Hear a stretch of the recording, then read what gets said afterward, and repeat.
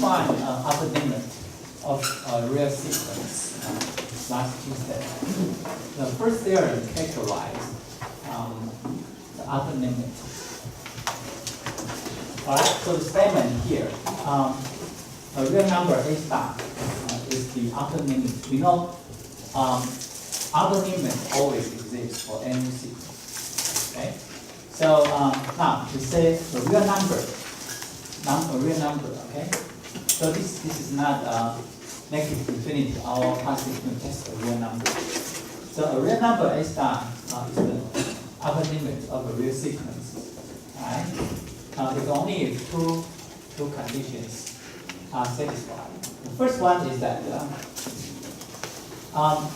if for all epsilon greater than 0, there exists an integer, capital N, such that when the index n is greater than or equal to the capital N, then An will be upper bounded by A star plus epsilon.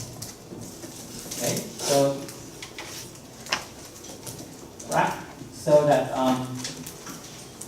and the second condition is that given any epsilon and any integer n, then there exists an integer n greater than n such that An will be greater than A star minus epsilon. So if we look at so here is A star, okay, and we say A star is the upper limit of the sequence. So if here is A star plus epsilon, because we here, then for all An, again, if n is big enough, all A sub n will be on the left-hand side of this point. Okay? Cannot state A star plus epsilon. So this is the first condition. So you will have and the other way is that if you consider this point, A star minus epsilon, then no matter how big is n, you can always find an A sub n, right, the index n, greater than n, such that An will be what in this area. Okay? Right. So you can see that except final number of terms, that all the terms An will be on the left-hand side of A star plus epsilon. Okay, and sometimes no matter how big of the n, you can always find an A sub n which will be greater than A star minus epsilon. So will be around the A star. So these two properties characterize the upper limit. Okay, characterize upper limit.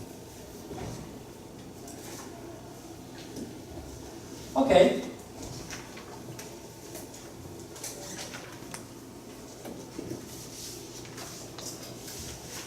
So the reason why we introduced the concept of upper limit is for the test of convergence.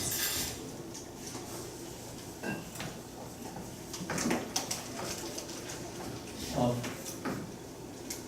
infinite series. Okay, so back to stage. The first test is the root test. Did you learn the root test of infinite series in calculus?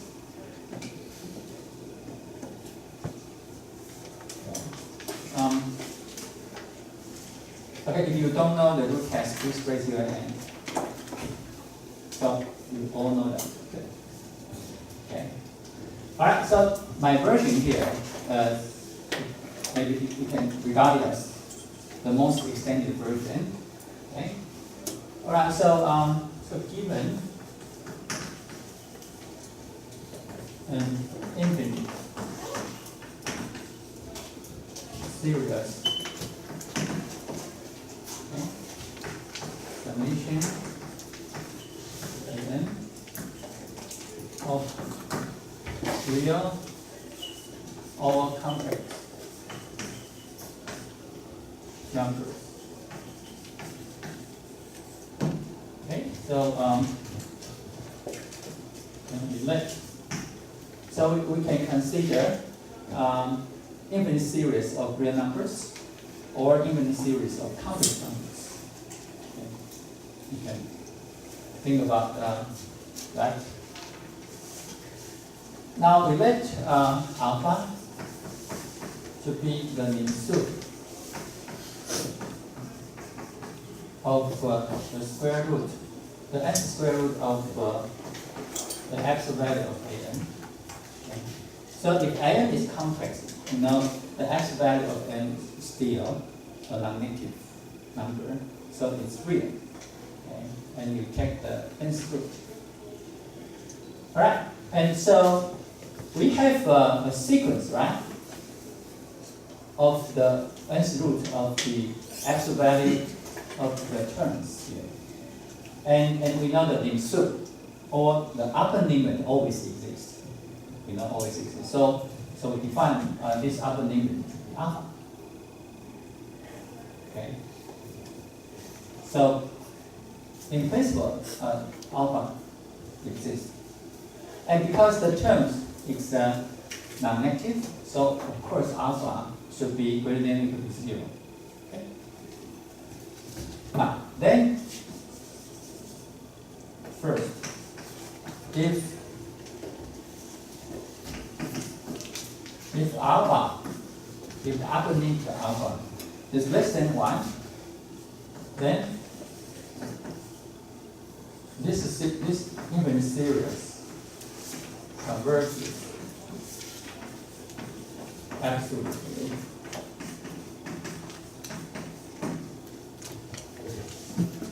I.e.,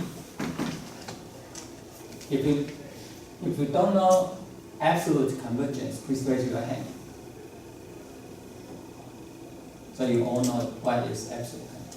Alright, so let me just say, means that the sum of the absolute value is finite. Okay? So any infinite series called converges absolutely means that the corresponding infinite series of the absolute value of the terms here is finite sum. Alright, so if alpha is less than 1, then the infinite series converges absolutely. Second, but if alpha is greater than 1, then the infinite series diverges. Third, if alpha equals 1, the test of convergence of summation of the infinite series, okay, is inconclusive.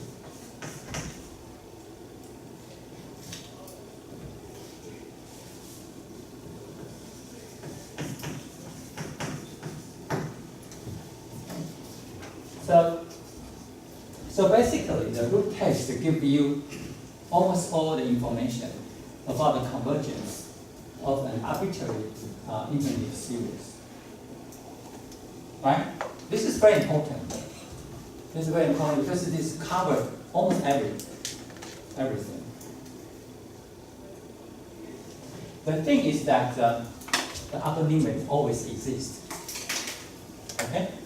So alpha can be 0 or can be any positive number or even positive infinite.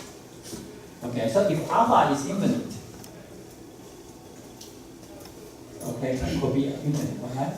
So, but anyway, alpha always exists.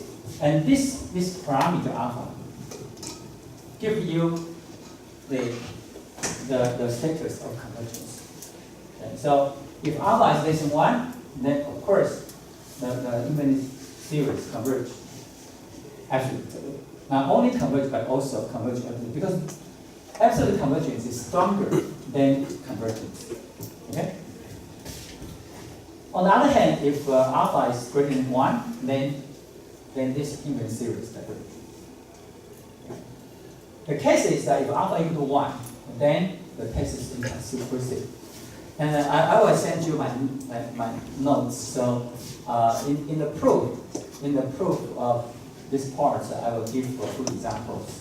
One says that it is convergent. The other says it's divergent. Okay. So all right. So I will omit the proof here. Set the time. Okay. So you also learn ratio test. Okay.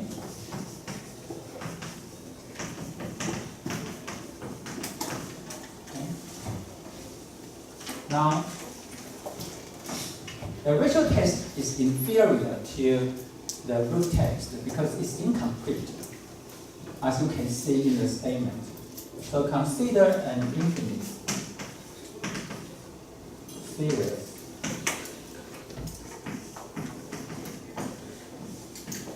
of real over complex numbers. Right? First,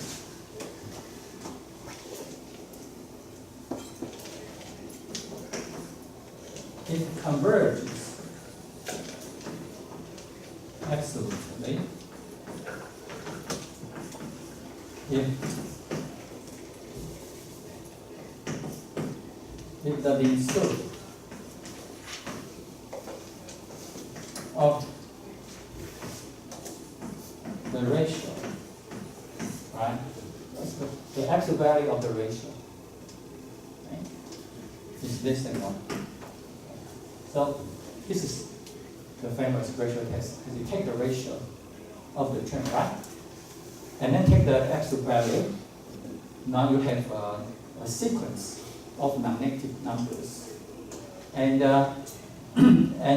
take the upper limit. And if the upper limit is less than 1, then the infinite series converges absolutely. Second, it diverges. Okay?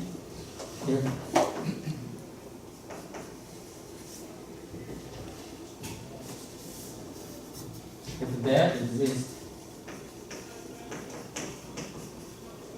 an integer, then that is 0, such that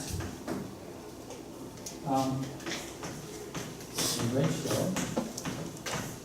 the absolute value of the ratio is greater than equal to 1 for all n.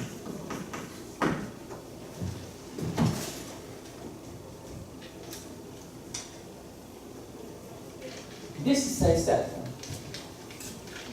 even though we know that the mean sum of the absolute value of the ratio is greater than 1, we don't know about its convergence status. Right? But for a root test, this parameter alpha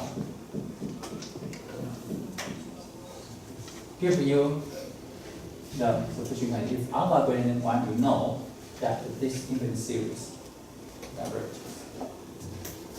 Okay? So if we want to know whether this infinite series diverges, we need a stronger condition.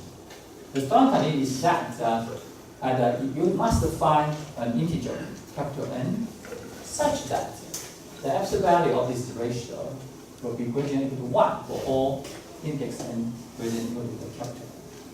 This condition is much more stronger. Okay? Then the upper limit is greater than 1.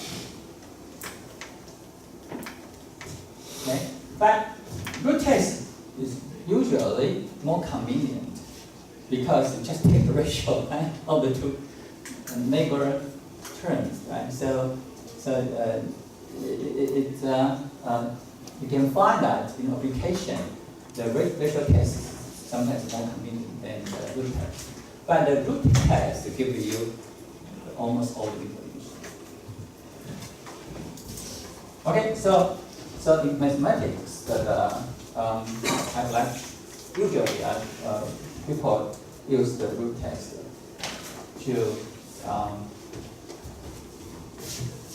determine the convergence status of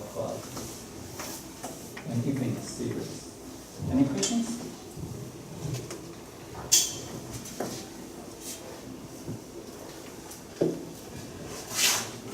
Okay, so now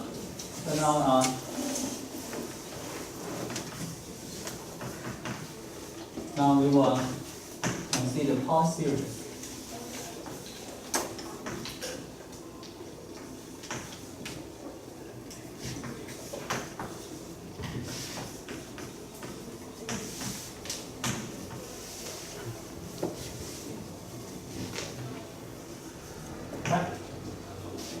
Alright, so given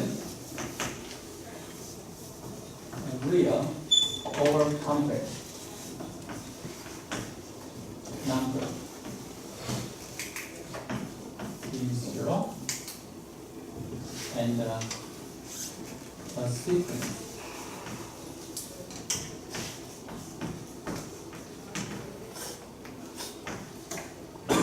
of real over complex numbers. The series dimension and from 0 to infinity Cn z minus 0 times power. Alright, it's called the power series.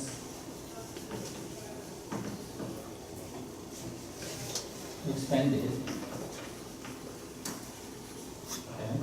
at z equal to z0.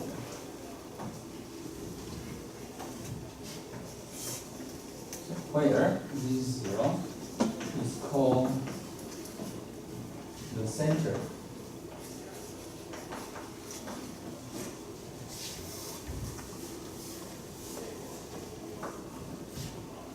and Cn are called the coefficient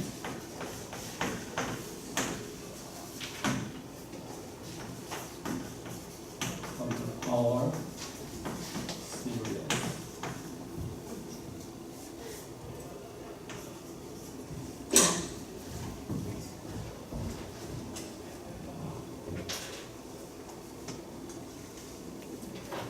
Okay. So formally, we can define a power series by using a center and a sequence of coefficients. So you can see that this is just a formal power series. Okay.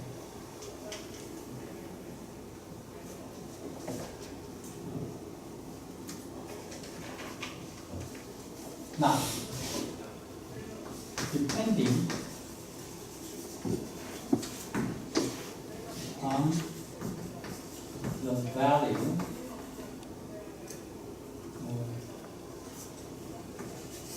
of z, a power series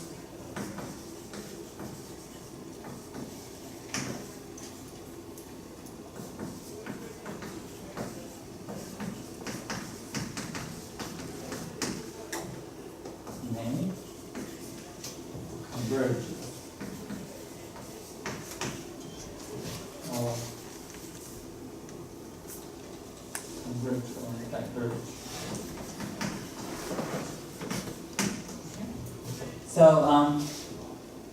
So if we put z by a value, okay, so z can be real or complex, depends on you are considering real power series and complex power series. Okay? So once you put a value of z here, because z0 is a given real number or given complex number, and Cn are given coefficients. So this comes to an infinite series of real numbers, power of complex numbers, right? And in this case, we can resort to the root test to see if such an infinite series converge or diverge. Any questions? All right. So now we can state by using the root test, we can state here that here P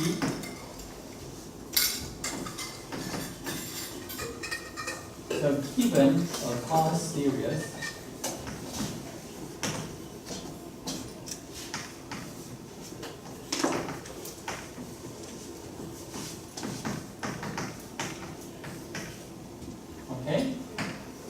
now relate alpha to be the suit of the nth root of the s value of the coefficients. Okay, so we use the coefficients because coefficients form a sequence. Okay, and we take the nth root of the s value of the coefficients and to find its upper limit. Alright, so you take an alpha, then the power series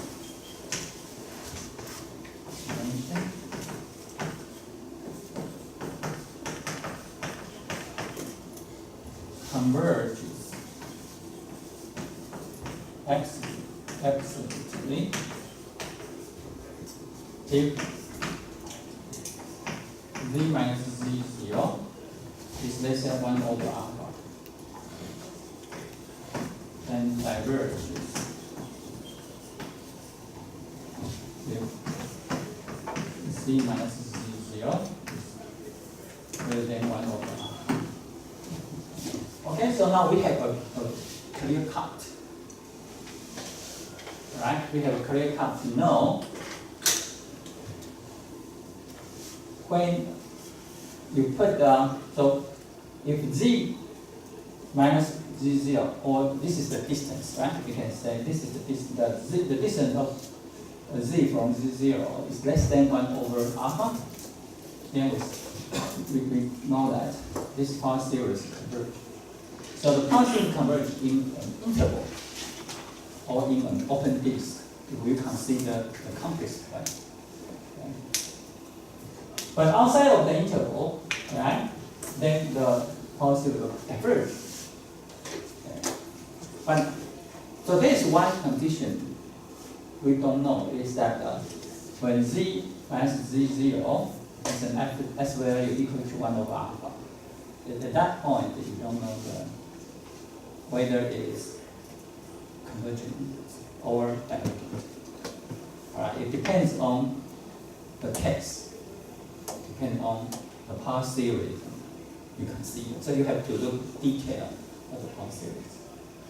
Okay, so but the theorem that just give you almost all the information about the power series. And the key point is that you have to find alpha.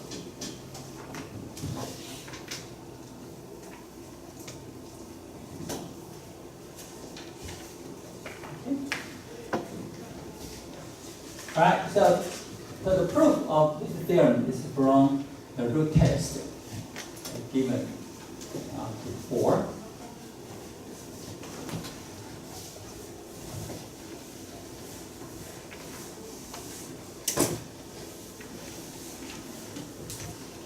All right, so the number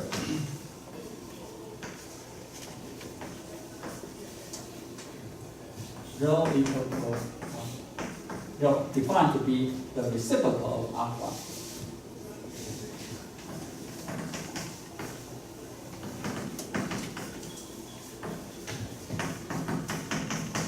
Okay.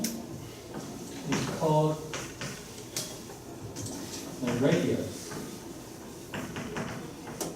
of convergence.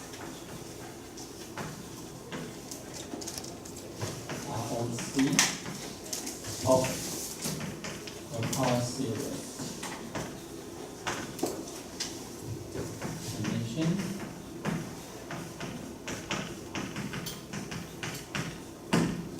okay. So alpha determines the radius of convergence.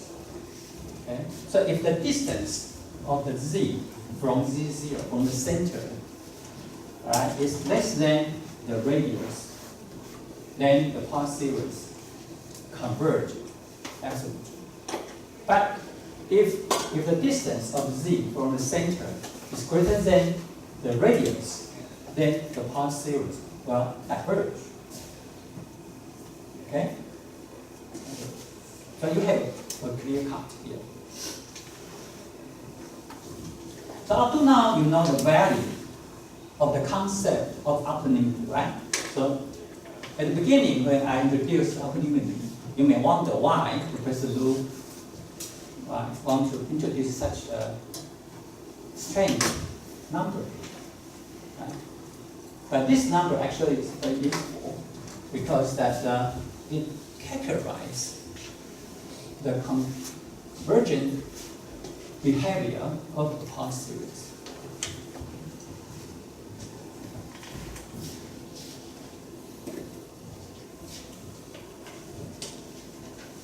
All right, so let's take a several example.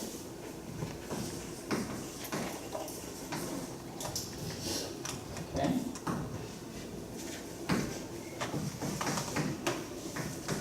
The ROC of the power series and its power is 5. So we want to know the ROC. It's 0, 1. Right? So the curve set alpha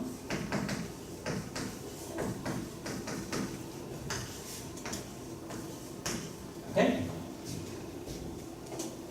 So you want to find the alpha first, right? So you take the nth root of the coefficients. Right?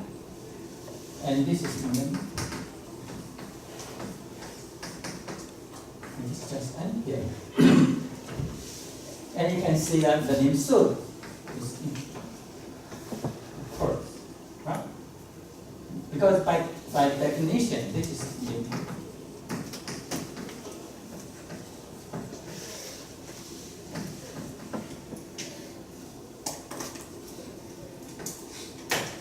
Okay? So, and if m greater than n, the suprema here, unbounded, right? This is something unbounded, so you know this is the limit of the infinity. So of course it's okay? So the radius is 1 over alpha, so it's 0. Okay? It's 0. So this sequence, if z greater than 0, alright, if z is not equal to 0, then the sequence diverge. If z equal to 0, of course it converge, right? Because 0, so the sum of 0 is 0. So except that z equal to 0, this power series will diverge for all non-zero z. Okay.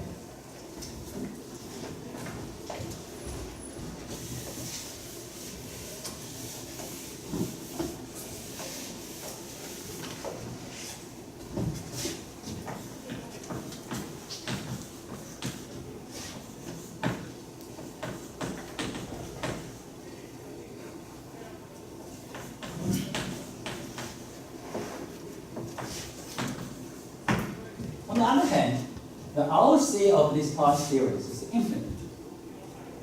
Means means that this path series converge everywhere for any z. Okay? The reason is that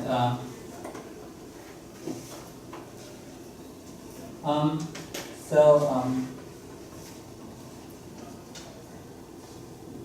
sorry. And factorial, I'm sorry.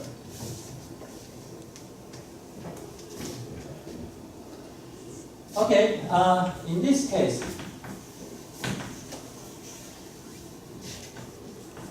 the ratio test in theorem 1.5.c is more convenient.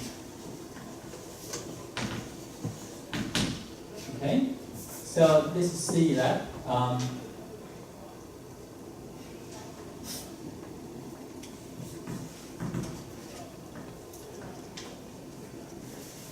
So we may think about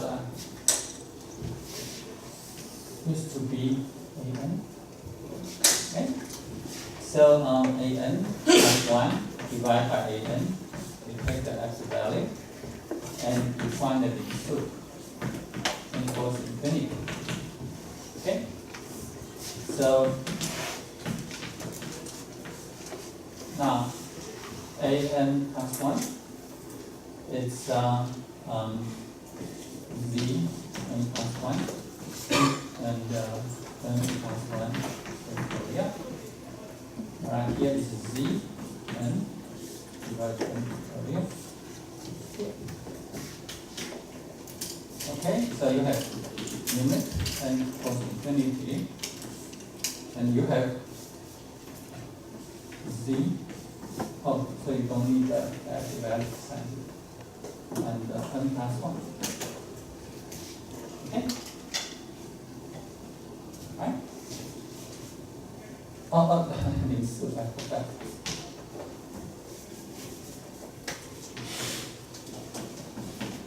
Okay? And because z, for any z, and z is this is equal to 0. Okay? If n goes to infinity, because z is a constant, right? So for every fixed z, when n goes to infinity, this is equal to 0. Okay, and this is less than 1, of course. Less than 1, of course, right? So the series will converge absolutely. Okay. That's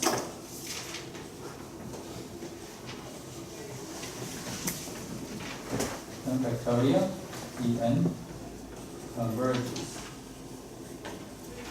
absolutely for all z. Okay.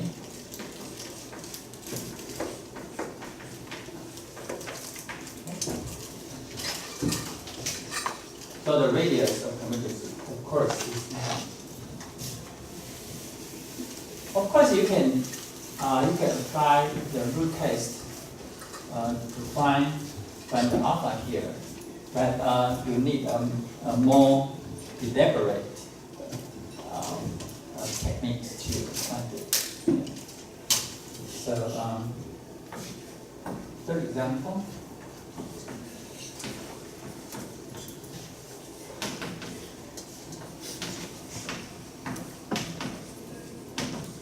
Okay, for this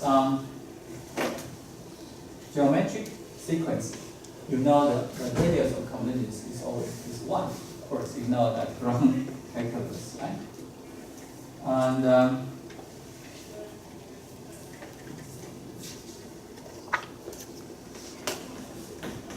if z equal to 1, okay,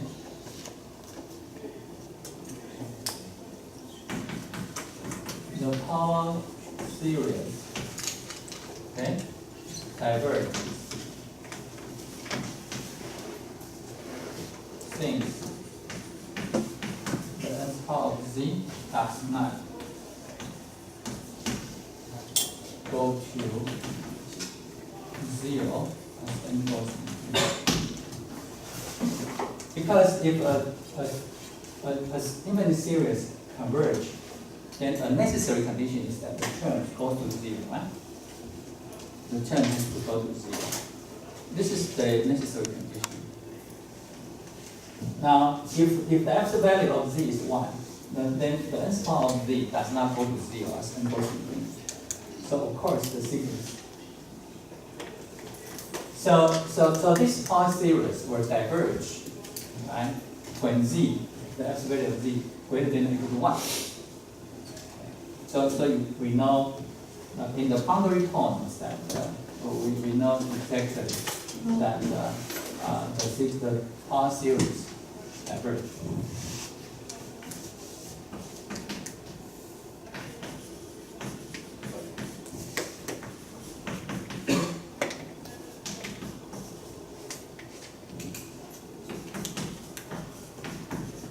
Now, the ROC of this one is 1. Okay.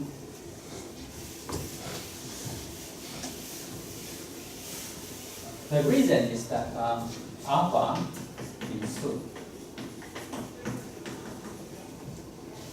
nth root of 1 over n. Okay. And this is so.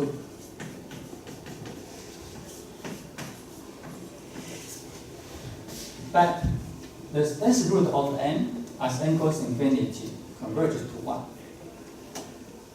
And I think this is a vector from calculus. You can take logarithm, right, to prove that.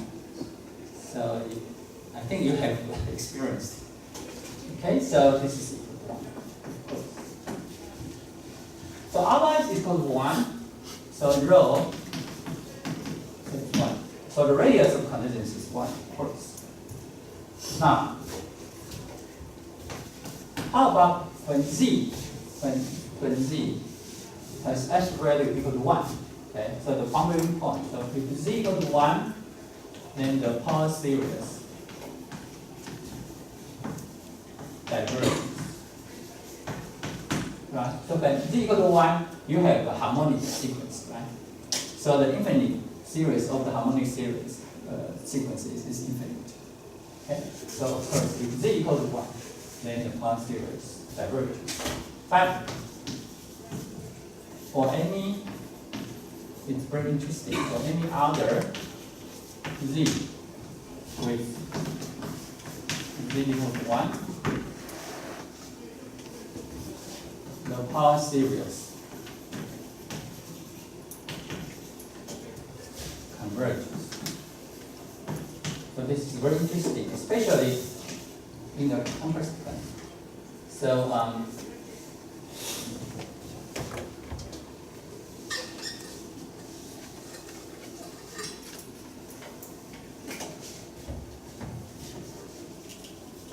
this is the complex plane, and the radius is 1. So you will see that in the unit circle, on the unit circle, except at this point, all other points, the power series converge. For example, if z equal to -1, so you have alternating series, right? 1 minus 1/2 plus 1/3 minus 1/4 plus 1/5, right, etc. Then this power series converge. And this is true for all the other points on the unit circle. I also give a proof for this factor in my lecture notes, so you can see the proof. Okay, so there are many interesting things. You can see that. All right, now we would like to go back to our purposes to introduce the power series. It is that we want to have a power series solution of ordinary differential equations. Okay, so now for this reason, we will consider real case. The previous discussion applied to real cases as well as complex cases.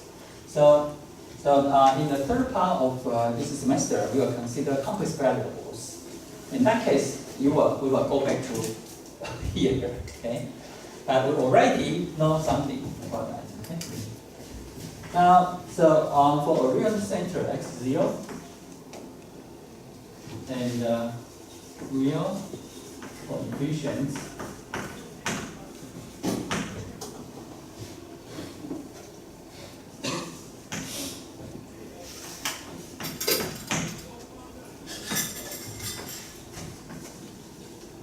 we can define a real valued function f of x on the open interval.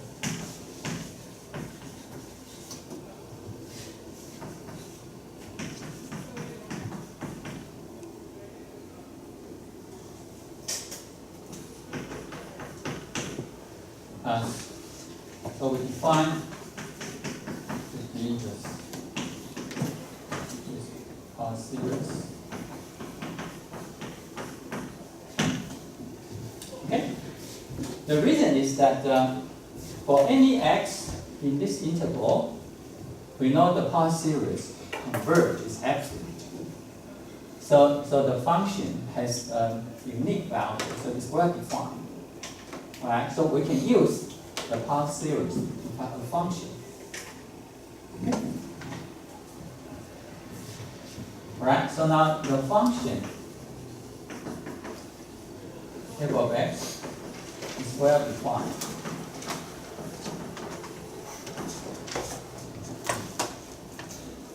Since for each x in the interval,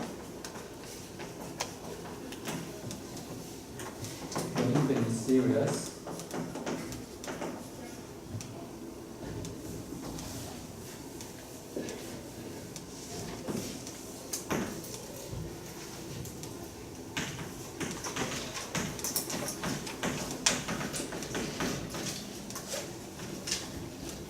converges absolutely.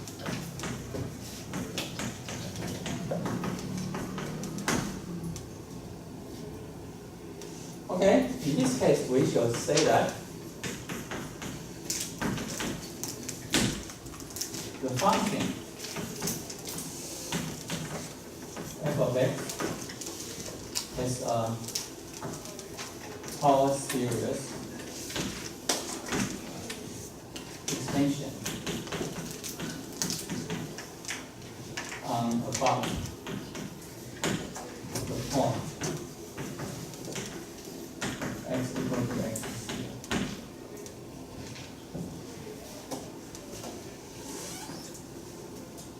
Okay, so alright, so we can use power series to define a function.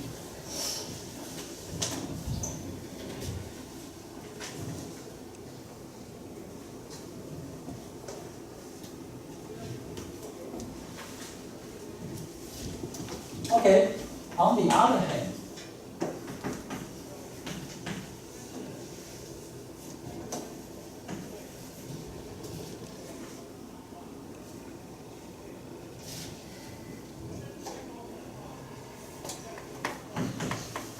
we can define we can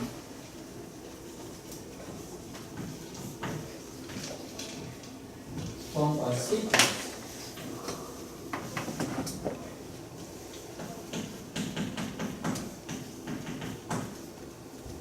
of partial sum functions.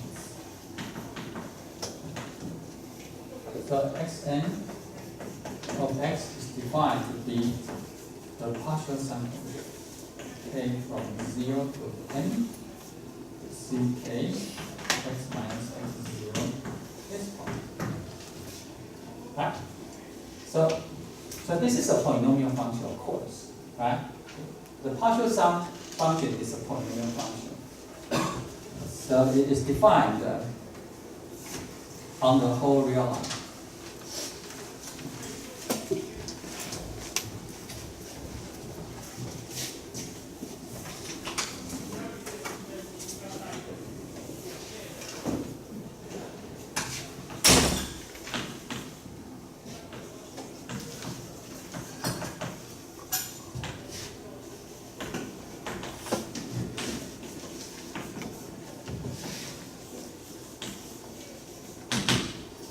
Right? So every partial sum function is defined over the whole real line. Now we have a theory to relate this function to the sequence of partial sum functions.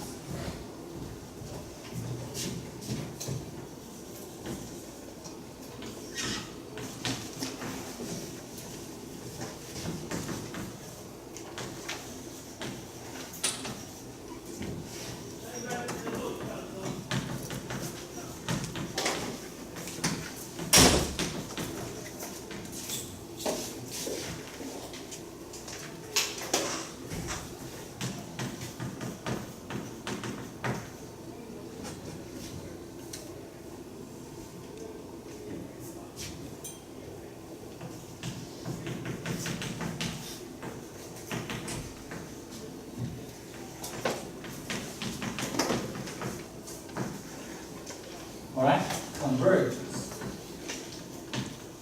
to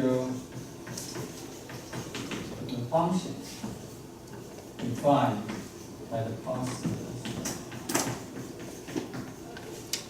uniform on the closed interval. Minus R plus zero plus. Okay, so the R should be less than the radius of convergence of the power series. So it is very interesting. Even though the partial sum function defined, okay, because they are polynomial functions, so they are defined over the whole real line. But the sequence of partial sum functions converge to f of x defined by the power series only on limited interval. Okay?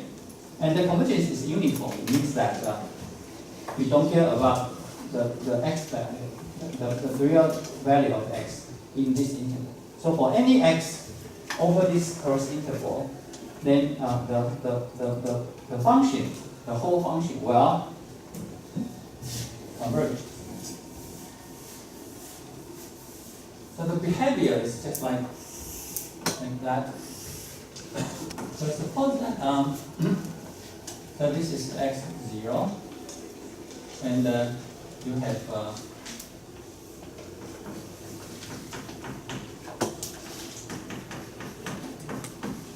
okay.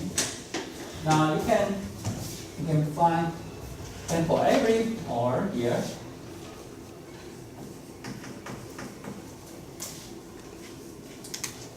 minus R.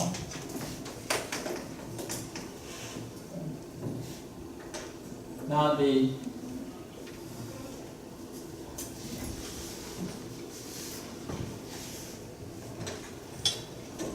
so if the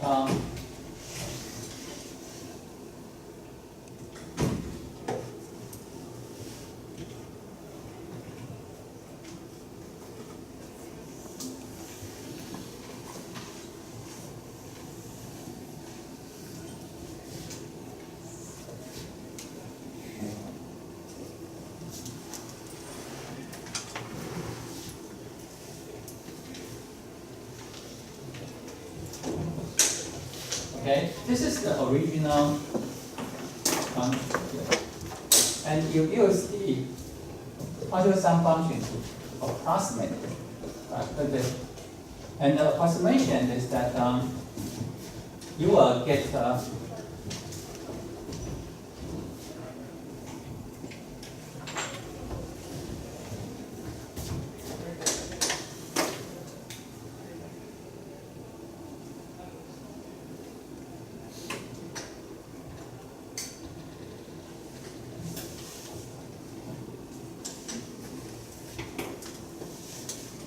so maybe you have okay.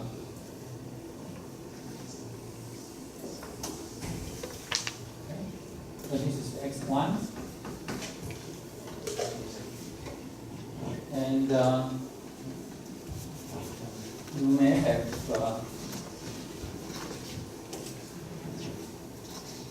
okay.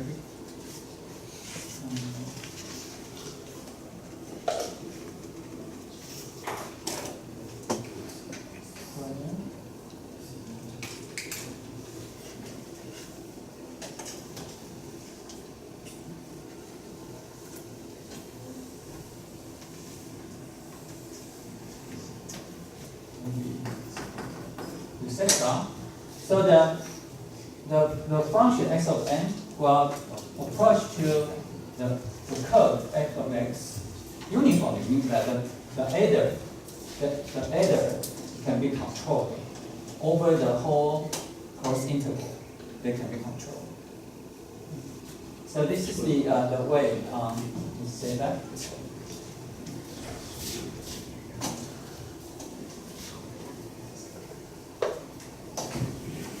So the convergence is good. So you can see that in terms of the partial sum functions, the convergence is well behaved. Or you can say very smooth. Okay, very smooth. Okay, so let's take a break.